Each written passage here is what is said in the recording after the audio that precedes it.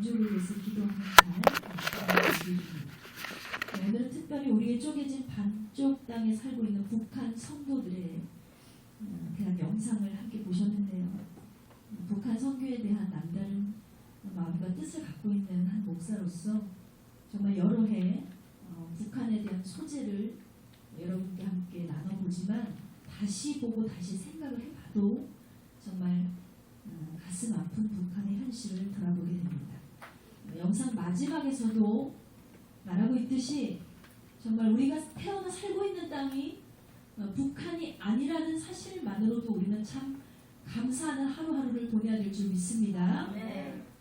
너무나 감사하죠. 이렇게 공식적으로 예배할 수 있고 큰 소리로 찬양과 기도할 수 있는 땅에 살고 있는 것만으로도 우리는 하나님께 무한한 감사를 올려드려야 할 것입니다. 이렇게 감사한 여건들이 참 우리 안에는 넘쳐나지만 이 땅에 세워진 교회와 성도들이 성령님의 인도하심을 따라 믿음으로 바로 서지 못한다면 언젠가 우리에게도 자유가 뺏기고 신앙을 억압하게 되는 그런 날이 올지도 모르겠습니다. 그러므로 온 힘을 다해서 여러분 나라와 민족을 위해서 기도해 주십시오. 이 땅에 세워진 교회와 먼저 부르심을 입은 우리 성도들이 더욱 깨어서 세계의 복음화를 위해서 이 땅의 복음화를 위해서 사명을 감당할 때 하나님께서 이 땅을 들어 사용하시고 저 북한 땅에도 자유와 평화라는 기쁜 소식이 들리게 될 줄 믿습니다. 그렇게 참되고 복된 믿음을 소유하시는 저와 여러분이 되시기를 주님의 이름으로 축원드립니다. 자, 오늘 본문의 말씀을 좀 설명을 해드리자면요. 이스라엘 땅에서 아주 멀리 바사라는 나라 페르시아의 한 도시였습니다. 그곳에 느헤미야라는 유다 사람이 살고 있었어요. 이스라엘 사람이 살고 있었습니다. 바벨론의 포로로 잡혀간 남유다 출신인 느헤미야가 당시 바사 왕이었던 아닥사스다 왕의 신임을 얻어서 술 관원장이라는 나라에서 아주 높은 고위직 관리를 맡게 됩니다. 일명 왕의 술을 직접 담당하는 관리자였어요. 왕을 가장 가까이서 모시는 직위가 바로 술 관원장입니다. 이게 술 맡는 관리는 왕이 식사 시간에 술잔을 들 때 혹시나 이 왕을 미워하는 자들이 왕의 술잔에다가 왕을 음해하기 위해서 어떤 약을 탈 수도 있고 독극물을 거기다가 넣을 수도 있기 때문에 항상 왕이 마시기 전에 그 술 맛을 먼저 맛보고 왕에게 드리는 거예요. 독극물이 있어도 그 사람이 그냥 왕을 위해서 죽는 거죠. 그런 역할을 하던 직위였습니다. 그래서 이 술 관원장이라는 직위는 왕의 가장 큰 신임을 얻어야지만 할 수 있는 그런 직위였습니다. 또 왕이 마시는 술뿐만 아니라 왕의 안전까지도 함께 돌보는 경호원과도 같은 사람이었다. 그런 직위를 포로로 잡혀온 느헤미야가 맡게 됐어요. 느헤미야가 이 높은 지위를 맡고 있었던 만큼 느헤미야는 다른 백성들처럼 노예 생활을 하지 않고 왕궁에서 아주 호화스러운 생활을 하고 있었습니다. 그는 누가 봐도 풍족한 생활, 풍요로운 삶을 살고 있었어요. 그러던 어느 날 예루살렘 성의 형편을 살피러 갔던 느헤미야의 몇몇 형제들 그리고 몇몇 사람들의 보고 내용을 듣고 그의 마음은 그만 무너져 내리고 말았습니다. 내 조국과 민족이 우상 숭배와 불순종으로 인해서 저주를 받았다는 소식이었어요. 전쟁에서 패한 것은 물론이고 그곳에 성벽에 불이 타고 예루살렘 성전, 하나님께 예배할 수 있는 유일한 초소였던 예루살렘 성전이 다 무너져 내렸다는 소식을 듣게 되었습니다. 느헤미야는 물론 궁전에서 누구보다 호화스러운 생활을 하고 있었지만 자신의 고국을 사랑하는 마음이 늘 그의 마음속에 있었습니다. 그래서 예루살렘을 늘 그리워하고 그곳에서의 삶을 늘 그리워하고 그랬던 사람이에요. 그런데 그런 그가 자신의 조국의 비참한 현실을 보고 받는 순간 큰 충격에 휩싸이게 된 것입니다. 그에 반해 그의 삶은 매우 풍요로웠다고 했죠. 영적인 생활에도 아무런 문제가 없어서 사실은 따지고 보면 예루살렘의 형편이 어떻든지 간에 그것이 느헤미야에게 직접적으로 미치는 영향이 전혀 없습니다. 자신의 나라가 망했든지 예루살렘 성전이 불탔든지 사실은 느헤미야에게 영향이 하나도 없었어요. 그렇기 때문에 자신은 그냥 자신이 사는 그 삶 가운데 만족하고 잘 먹고 잘 살면 그뿐이에요. 그런데 느헤미야의 마음속에 뭐가 있었다고 그랬어요? 고국을 사랑하는 마음이 있었고 하나님을 사모하는 믿음이 있었습니다. 그렇기 때문에 내 나라가 황폐해졌다는 소식이 가슴이 아프고 하나님의 성전이 무너졌다는 소식에 가슴이 찢기는 그런 고통을 느꼈다는 것입니다. 그래서 크게 상심한 느헤미야는 그때로부터 식음을 전폐해버리고 금식 기도를 하기 시작했습니다. 이를 통해서 우리가 느헤미야의 성품, 믿음이 얼마나 아름다웠는가를 볼 수가 있는 것입니다. 여러분, 나라의 어떤 위기 때문에 이렇게 식음을 전폐한다는 것은 참 보통 나라 사람이 아니죠. 성전이 불탔다고 해서 식음을 전폐하고 금식 기도를 하는 사람이 얼마나 되겠습니까? 그런데 느헤미야는 그 자리에 주저앉아서 수일을 눈물로 하나님께 금식하며 기도를 했습니다. 그 눈물의 의미는요, 단지 나라와 백성들의 고통이나 예루살렘 성전의 회파뿐만이 아니라 더 중요한 이유가 있었어요. 바로 백성들의 마음속에 있었던, 내 동족들의 마음속에 있었던 하나님을 향한 믿음이 그 예루살렘 성전과 함께 다 무너져 내렸다는 겁니다. 믿음을 몽땅 버렸어요. 이스라엘 사람들이. 그랬으니까 하나님께 불순종을 하고 하나님을 배신하고 그래서 그 나라가 이렇게 멸망을 받게 되었던 것입니다. 그래서 그것이 더 가슴이 아픈 거예요. 건물에 무너진 것보다 나의 동족들이 하나님을 향한 사랑을 버리고 하나님을 향한 믿음을 버리고 유일한 하나님에 대한 신뢰를 버렸다는 것, 그것이 더 느헤미야의 마음을 아프게 했다는 것입니다. 그래서 느헤미야는 금식을 하면서 하나님께 이렇게 기도해요. 하나님, 내 민족들의 죄를 용서해 주세요.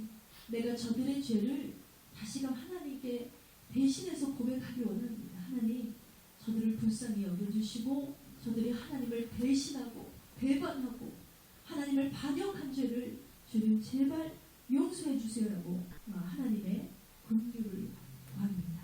유다 민족이 하나님의 백성으로 다시 회복되기를 바라는 심령으로 또 하나님의 나라로 이스라엘이 다시 재건되기를 꿈꾸는 그런 마음으로 느헤미야는 기도를 했다는 것입니다.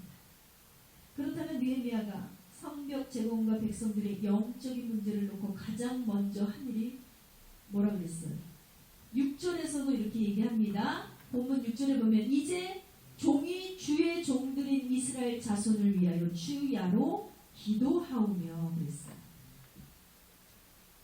느헤미야는 나라의 형편과 사정을 듣고 제일 먼저 한 일이 뭐라고 그랬어요? 주야로 기도하였다.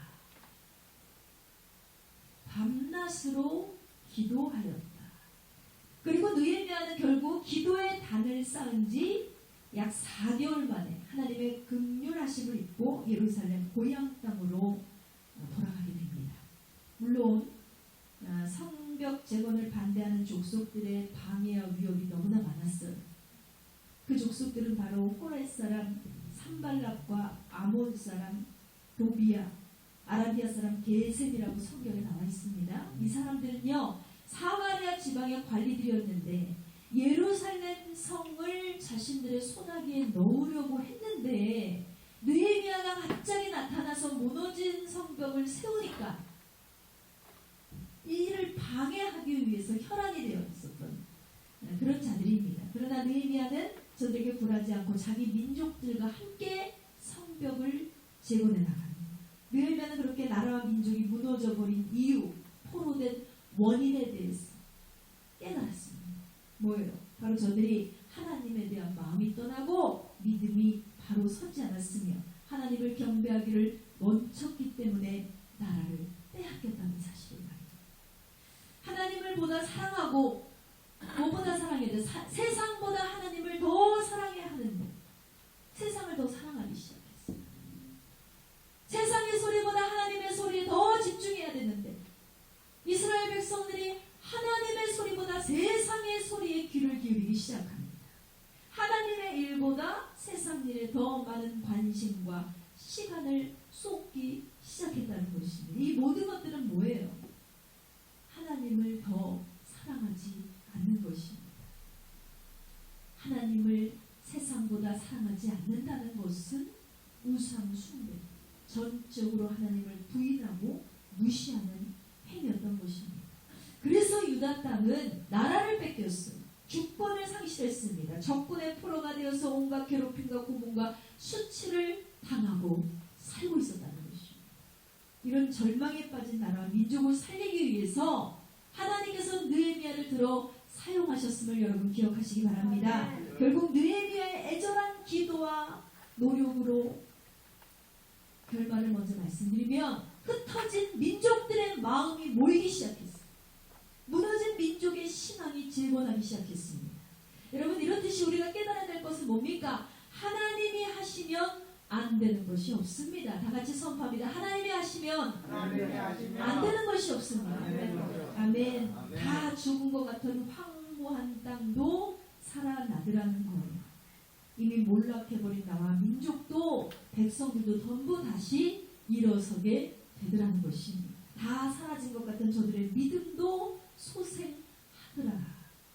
누구를 통해서 누가 이루신 거예요? 느헤미야라는 믿음의 사람을 통해서, 애국자를 통해서 하나님께서 직접 하신 일임을 여러분 기억하시기 바랍니다. 이것이 바로 하나님이 터치하시는 순간순간의 놀라운 역사예요. 하나님의 터치가 임하면 모든 것이 다 소생해 새롭게 됩니다. 변화됩니다. 죽은 것들이 살아나는 것입니다. 여러분 그렇다면 우리나라의 형편은 어떻습니까? 우리는 70년 이상 남과 북이 분단되어 있습니다. 매년 북한에서는 약 1000여 명 이상의 사람들이요 생명과 자유를 위해서 탈출하고 있어요. 탈북하고 있다는 거죠. 한국에 정착하고 있는 탈북민들의 수는 현재 34,000여 명에 이른다고 합니다. 지금도 북한 땅에서는 우리와 한 피를 나눈 우리 민족이 고독하게 정말 절망 가운데 있는 그 땅에서 소리도 내지 못하는 외침 속에서 비참하게 무너져 내려가고 있습니다.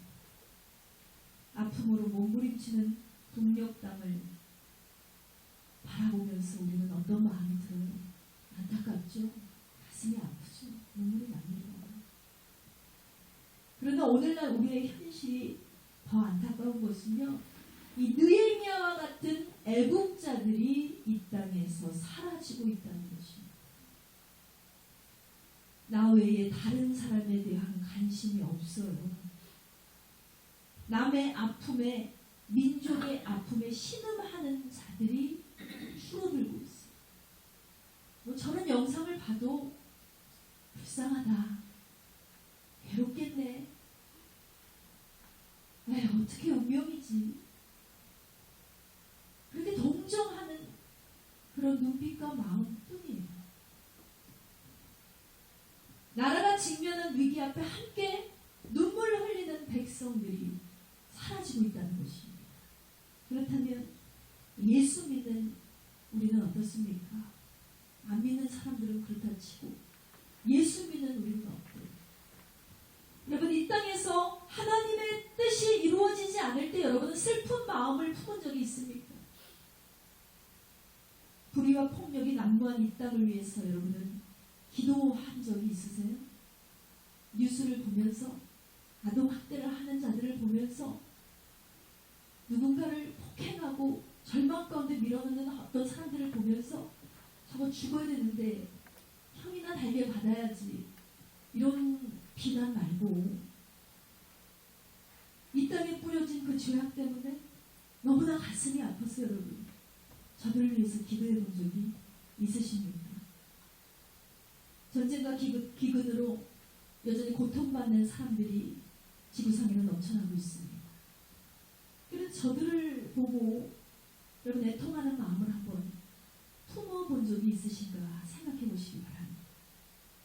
오늘날 예수 믿는 자들도요, 우리의 삶에 아무런 영향이 미치지 않는 범위 안에서만 신앙생활을 하려고 하고 있습니다. 누구에게 해코지 받지 않고 누구에게도 간섭받지 않고 평안하고 안정적인 신앙이 좋다고 생각하는 거예요. 그래서 불의를 보고도 나서지 않습니다. 어려운 사정의 형편에 있는 사람을 보고도 모른 척, 아닌 척하는 경우가 얼마나 많은지 모릅니다. 이런 모습 속에서 우리는 알 수가 있어요. 이 땅에 전적으로 예수님을 부인한 베드로 같은 제자가 얼마나 많은지 말입니다. 그런데 오늘 본문에 등장하는 느헤미야는 어떻습니까? 정말 다른 사람이죠. 특별한 사람이에요. 사실은 예수 믿는 자들이 그 예수 믿는 자들 중에 이렇게 특별한 자가 있어야 되는 것이 아니라 모두가 느헤미야와 같아야 되는데 그렇지 않다는 거죠. 느헤미야는요, 민족에 대한 불행한 소식을 듣고 순간적인 슬픔에 그친 것이 아니에요. 불쌍하다, 가슴 아프다, 이런 느낌으로 멈춘 것이 아니라 어떻게 했다? 실천에 옮겨서 자신의 능력 안에서 최선을 다해서 나라를 돕고자 했어요. 최선을 다해서 교회를 세우고자 했습니다. 여러분, 이러한 자들이 누구예요? 우리 한국 전쟁이 일어났을 때 이 땅을 위해서 고군분투했던 민족 투사들, 독립운동가들, 그리고 오늘 본문에 등장하는 느헤미야, 이런 자들 아니겠습니까? 하나님께서는요, 대한민국 땅에도 이런 느헤미야와 같은 자를 찾고 계십니다. 바로 그런 용기 있는 자, 진정으로 나라를 사랑할 수 있는 자가 저와 여러분이 되시기를 주님의 이름으로 축원드립니다. 그렇다면 느헤미야가 민족의 구원자로 택함을 받을 수 있었던 이유는 무엇인가? 여러분, 아무리 술관장이라고 해도 왕은 아니잖아요. 아무리 높은 지위에 있다 해도 왕이 될 수는 없습니다. 그래서 왕의 허락이 없이는 술관원장 자리를 비울 수가 없어요. 자신의 직분을 떠나서 절대로 예루살렘으로 갈 수가 없는 형편에 있었다는 것입니다. 아무리 돈이 많고 빽이 많아도 무너진 성벽을 재건하고 민족을 거두는 큰일을 아무나 감당할 수는 없었다는 것입니다. 그렇다면 느헤미야는 어떤 태도와 믿음이 있었기에 나라 민족을 살릴 수 있었느냐? 첫째로 느헤미야에게는 아주 지혜롭게 상황을 대처하는 처세술이 있었다는 것입니다. 느헤미야서 1장 2절에서 3절 말씀 보시기 바랍니다. 내 형제들 가운데 하나니가 두어 사람과 함께 유다에서 내게 이를 얻기로 내가 그 사로잡힘을 면하고 남아있는 유다와 예루살렘 사람들의 형편을 보른즉 그들이 내게 이르되 사로잡힘을 면하고 남아있는 자들이 그 지방 거기에서 큰 환난을 당하고 능력을 받으며 예루살렘 성은 무너지고 성문들은 불탔다 하는지라 하겠습니다. 이 말을 듣고 느헤미야의 마음이 어땠는가에 대해서 성경은 이렇게 표현하고 있습니다. 1장 4절 말씀에 내가 이 말을 듣고 앉아서 울고 수일 동안 슬퍼하며 하늘의 하나님께 금식하며 기도하였다 그랬어요. 그렇지만 느헤미야는요, 왕의 면전 앞에서 내 나라의 고통 때문에 슬퍼한다는 모습을 비칠 수가 없었어요. 말 그대로 공과 사는 구분해야 하기 때문에 자신의 마음과는 달리 왕 앞에서는 매우 기쁜 표정으로 기쁜 모습을 하고 있었어야 한다는 것입니다. 슬픈 모습을 보인다는 것은 왕에게 불쾌감을 줄 수 있기 때문에 자신의 감정을 조절해야 했어요. 여러분, 슬픈 감정을 조절한다는 것이 얼마나 힘들었겠어요. 그런데 왕이요, 눈치를 챘습니다. 뭔가 모르게 느헤미야의 표정 뒤에 숨겨진 근심을 왕이 알아채린 거예요. 느헤미야서 2장 2절 말씀을 보면 왕이 내게 이르되 내가 병이 없거늘 어찌하여 얼굴에 수심이 있느냐 이는 필연 내 마음에 근심이 있음이로다. 그랬어요. 왕이 아주 눈치가 빨라요. 이것은 분명히 느헤미야의 간절한 기도를 들으신 하나님께서 왕에게 그의 마음을 알게 하신 거라고 우리는 믿습니다. 느헤미야는 자신의 나라가 처한 상황과 형편을 그때 왕에게 그대로 보였습니다. 그로 인해서 내 마음이 상하게 됐다는 마음을 표현을 했어요. 그러자 아닥사스다 왕의 마음이 움직이기 시작한 거예요. 바로 나라를 걱정하고 염려하는 느헤미야의 마음을 이해하게 하고 공감하게 하고 왕의 마음을 움직이게 했다. 이거 누가 한 일일까? 성령 하나님께서 그의 마음을 움직이게 하신 줄 믿습니다. 하나님이 부어주신 마음. 여러분, 이처럼 우리도 고민과 근심과 염려와 걱정이 있을 때 누구 해야 돼요? 진심으로 하나님께 긍휼을 구하고 때를 기다릴 줄 아는 성도가 되어야 될 줄 믿습니다.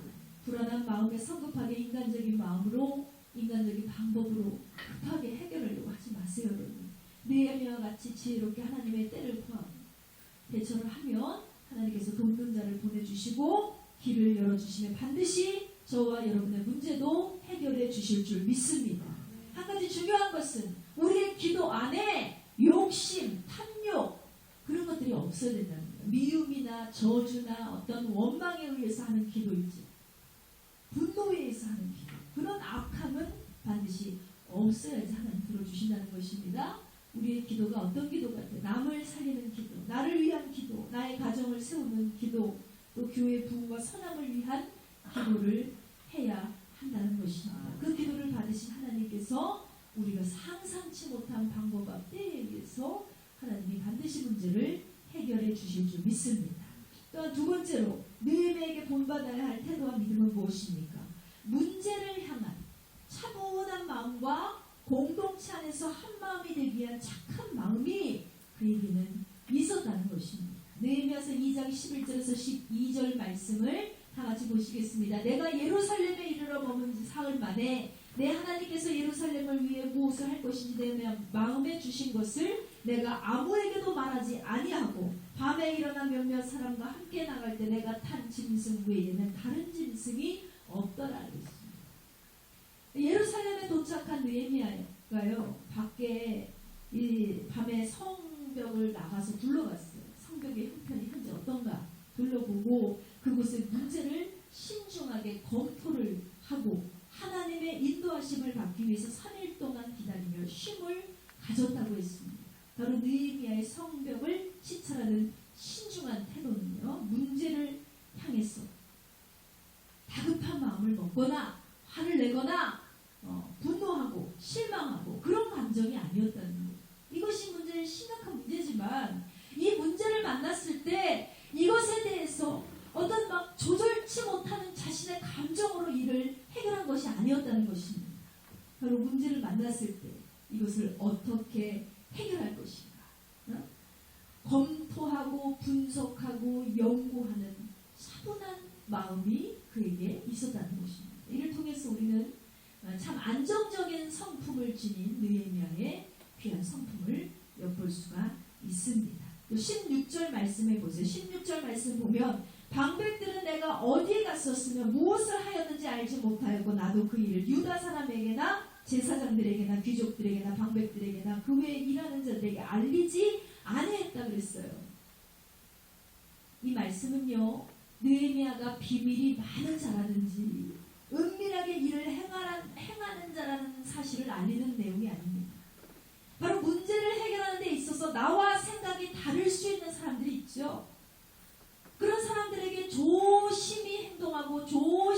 말을 하고 말을 아끼는 거예요. 자신의 행동을 조심하게 다 드러내는 것이 아니에요. 그리고 기다리는 것입니다. 그리고 때가 되니까 나와 생각이 다른 사람들에게 믿음을 심어주고 격려하는 말을 해요. 그것이 17절 하반절에서 18절에 나와 있습니다. 자, 예루살렘 성을 건축하여 다시 수치를 당하지 말자 하고 또 그들에게 하나님의 선한 손이 나를 도우신 일과 왕이 내게 이런 말씀을 전하였더니 그들의 말이 일어나 건축하자 하고 모두 힘을 내어 이 선한 일을 하려 했다 그랬어요.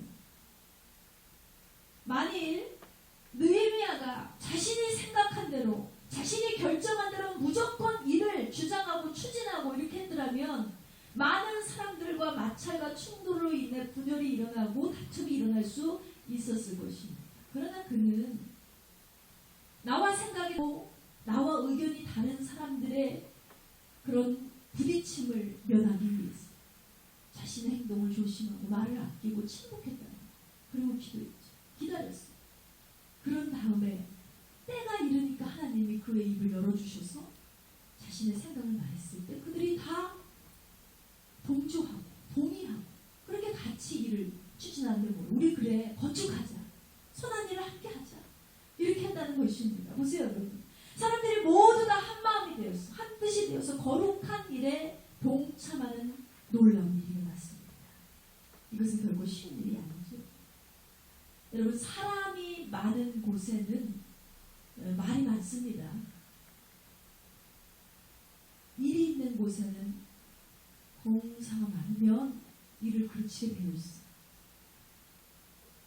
공동체 안에서 항상 분열이 있는 이유가 뭐예요? 내가 맞다, 네가 틀리다. 이런 분쟁이 있지 않습니까? 크고 작은 다툼이 일어나고 분노가 일어나게 되어 있습니다. 그렇다면 왜 이런 일이 났냐? 모두의 마음속에는 자신의 주장이 가장 옳다고 여기는 이기심이 있기 때문에 그렇습니다. 그리고 자존심이 있어요. 이것이 틀리다 할지라도 내가 맞다고 우겨야만 사는 그런 사람들이 지금 넘쳐나요. 자존감은 없고 자존심만 센 사람. 또 한 가지는 뭐예요? 타인을 향한 배려가 없습니다. 남의 이야기를 듣지 않아요. 자기 주장만 하고 자기 이야기만 하고 자기 말만 맞다. 항상 근데 문제라는 것은 뭐예요? 문제를 해결하는 게 목적이잖아요. 그런데 싸우는 게 목적이 아닌데 사람들은 이와 같은 문제 때문에 결국은 원체의 문제는 해결도 못하고 싸우다가 그냥 그 문제가 끝나버려요. 이 공동체 안에서의 분열은 그것 때문에 일어나고 이를 그르치게 되는 것입니다. 큰 문제죠. 결국은 많은 사람들이 자존심을 버리지 않고 배려하지 않고 자기 주장만 하다 보니까 화합이 안 되는 것입니다. 이것이 가장 큰 문제입니다. 그래서 문제 해결은 결국 바다로 가고 산으로 가고 화의 잿더미만 나왔어요. 그곳이 다 쪼개져 버려요. 그런데 느헤미야는 달랐죠. 이 문제를 어떻게 해결할 것인가? 나와 다른 사람들, 나와 다른 마음을 갖춘 사람들, 이들과 어떻게 한 마음이 될 것인가를 곰곰이 생각했다는. 결국 그가 선택한 건 뭐예요? 내가 한 발 물러서야겠다. 양보하는 거예요. 그리고 자신의 주장과 말을 아낍니다. 자신의 행동을 통한 생각을 사람들에게 먼저 알리지 않는 거예요. 아주 지혜롭죠. 그리고 때가 되었을 때 느헤미야가 사람들을 설득합니다. 그들로 하여금 강제가 아니라 스스로 성전 재건을 하게 만드는 거예요. 스스로가 선택하도록, 스스로가 하고 싶게 만드는 거예요. 이것이 능력이고 기술이죠. 느헤미야가 이렇게 신중할 수 있었던 것은 물론 좋은 성품과 처세술이 있었겠지만 가장 큰 것은 무엇입니까? 나는 이 일을 통해서 반드시 하나님의 영광을 드러내야 된다.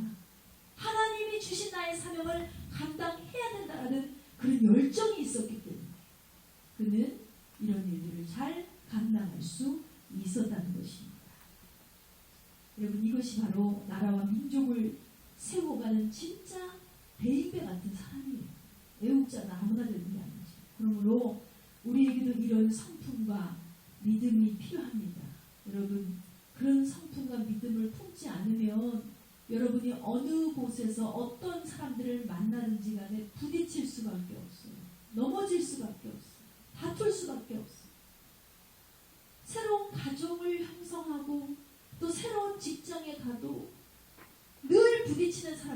있어요.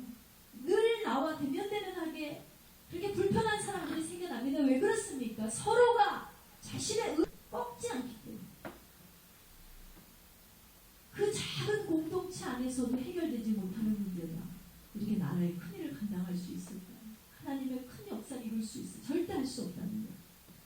그러므로 하나님께서 인도하신 삶을 살아간다는 것은요, 나의 욱하는 성미와 참지 못하고 견디지 못하는 분쟁으로 그것을 어그러뜨리고 하나님께서 계획하신 일을 나의 자존심 때문에 포기하지 못한다면 절대로 우리는 큰 일을 할 수 없을 것입니다. 작은 일도 감당할 수가 없어요. 그러므로 여러분, 모든 문제의 해결사는 하나님이시기 때문에 하나님을 믿는 확실한 믿음을 가지고 세상과 더 이상 부딪히지 않고 한 발 물러설 수 있는 그런 지혜로운 성품이 저와 여러분에게도 임하게 되기를 주님의 이름으로 축원합니다. 우리에게 필요한 것은 여러분 뭘까요? 우리에게 부족한 것은 그렇다면 뭘까요? 바로 예수님과 같이 불쌍히 여기는 마음이 우리 안에서는 부족합니다. 믿음의 선조들과 같이 죽어가는 영혼들을 긍휼히 여기는 마음이 우리 안에 결핍되어 있다는 것입니다. 대한민국의 자유를 외치며 목숨을 걸고 싸웠던 독립운동가들과 같이 우리에게는 나라를 위한, 민족을 위한, 남을 향한 사랑이 메말라 있음을 깨닫습니다. 우리 안에 자비가 없어요. 긍휼이 없어요. 사랑이 없습니다. 여러분, 소시오패스라는 말을 들어본 적이 있으십니까? 이들은 사이코패스라는 차원이 다른 인격 장애를 가진 자들입니다. 백과사전에서 이렇게 정의가 되어 있는데요. 소시오패스란 자신의 성공을 위해서 수단과 방법을 가리지 않고 나쁜 짓을 저지르며 이에 대해 전혀 양심의 가책을 느끼지 않는 사람을 뜻한다고 했습니다.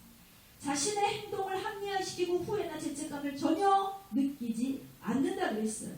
현실에서는 히틀러와 후세인과 같은 독재자나 일부 부패한 종교의 교주들이 소시오패스의 예라고 볼 수 있다라고 정의하고 있습니다. 또 구체적으로 소시오패스의 특징을 찾아보면 자기 자신을 잘 위장해요. 감정 조절 능력이 뛰어나고 인생을 이겨야 하는 게임이나 도박으로 여기며 다른 사람을 이용할 타겟으로 생각한다. 매우 계산적이다. 겉으로는 매력적이고 사교적이다. 잔인하거나 공격적인 행동을 재미로 한다.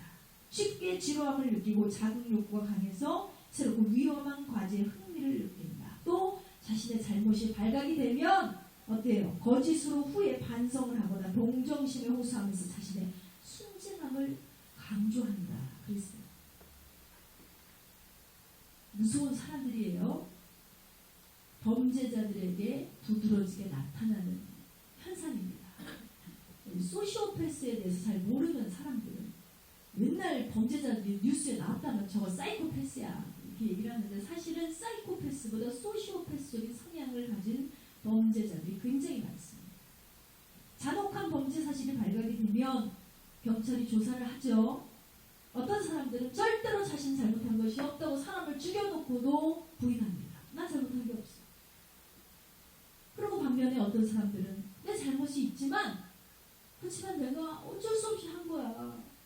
내가 피해자야 막 이러면서 사람 죽여놓고 자신이 피해자라고 막 갑자기 동정심을 유발하고 자신 너무 내가 순진해서 당할까봐 그랬어 막 이러면서 하죠. 이 두 가지가 모두 소시오패스의 특징이라는 거예요. 이기적인 심리죠. 결국은 저들이 원하는 건 뭐예요? 이 형벌을 낮춰서 빨리 이 세상에 나가서 다시 범죄를 저지를 타겟을 찾는 거예요. 문제는 이런 모습이 뉴스 일면에 장식하는 사람들에게만 드러나는 모습이 결코 아니라는 것입니다. 훨씬 더 많은 사람들이 이런 소시오패스적인 성향을 가지고 이기적이고 개인적이고 냉랭한 마음으로 이 땅을 살아가고 있다는 것입니다. 희생을 요구한다는 것이 참 어려운 세상이 됐다는 것을 우리가 알 수가 있습니다. 어느 시대를 불문하고 시대적으로 젖어있는 성향이에요. 소시오패스적인 성향이에요. 그런데 하나님께서는 그 가운데 나라와 민족을 사랑할 자를 택하셨다는 것이에요. 느헤미야가 사는 시대에도 별반 다르지 않았어요. 사람들이 이기적이고 사랑하지 못하고 베풀지 못하고 나누지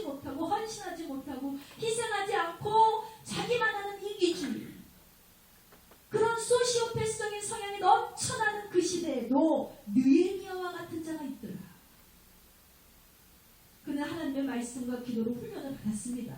또 포로된 곳에서 술 관원장이라는 높은 지위로 성장시키신 것 역시 하나님의 한 사람의 인생을 높게 측정하시기 위해서가 아니라 결국은 나라와 민족을 살리시기 위해서 그를 높은 지위에 올리시고 예루살렘 성전을 다시 세우시기 위해서 느헤미야를 그렇게 지위를 높여주셨다는 거예요. 그리고 느헤미야의 가슴에 하나님 뭘 심으셨어요? 사랑을 심으시고 헌신을 심으시고 희생의 성향을 심어주셨습니다. 그런 느헤미야가 이뤄낸 사명이 뭡니까? 무너진 예루살렘 성벽의 재건과 이스라엘 민족의 회복이었음을 여러분 기억하시나요?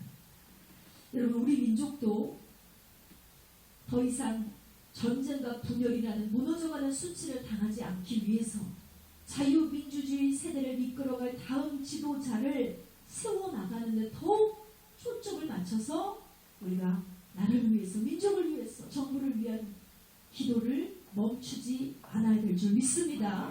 앞서 말씀드렸다시피 정말 자유를 찾기 위해서 북한에서 매년 1000여 명의 사람들이 탈출을 시도하고 있다고 했잖아요. 얼마나 가슴이 아픕니까?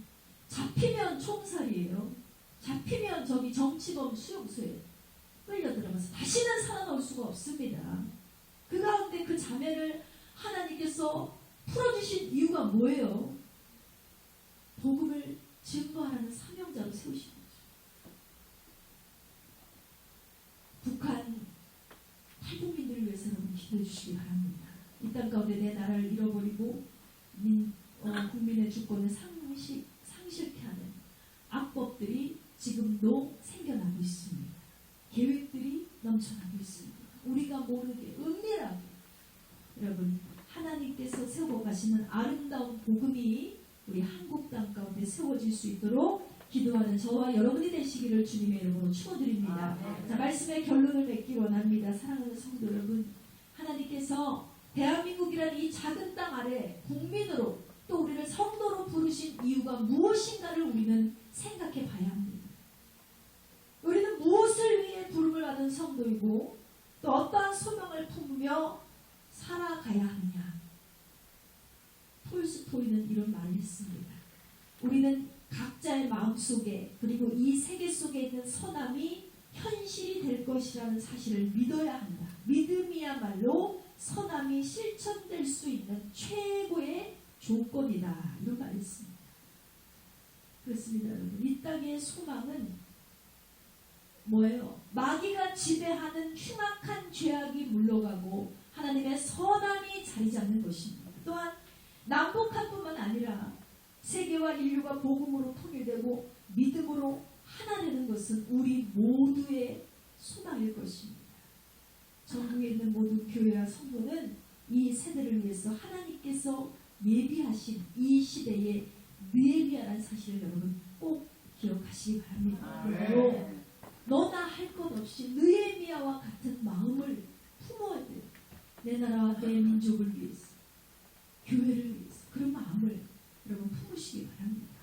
하나님의 참된 사랑과 인간의 영혼과 삶을 세우는 복음이 우리 안에 더욱더 다이너마이트가 폭파될 수 있기를 주의 이름으로 축원합니다. 그런 성령님의 놀라운 은혜로 저와 여러분을 통해서 한국교회의 역사가 변화되는 그런 놀라운 일이 일어나게 되기를 주님의 이름으로 다시 한번 축원합니다. 이 시간 기도하기 원합니다. 하나님께 간절히 기도할 때 하나님 주님께서 세우신 모든 역사 가운데 주님께서 하신 모든 일들을 우리가 보게 하시고 다시금 주님께서 이 나라 이 민족을 통해서 또 나를 통해서 이루실 그 일을 기대하며 소망할 수 있는 우리가 되기 원합니다. 하나님, 나라 민족이 창조주 하나님을 기억하게 하시고 더 이상 죄악으로 물들어가지 않도록 이 악한 세력들이 더 이상 전파되지 않도록 하나님 우리를 붙잡아 주시고 이 나라를 세워달라고 교회를 세워달라고 이 시간 주여 삼창하시고 기도하시겠습니다.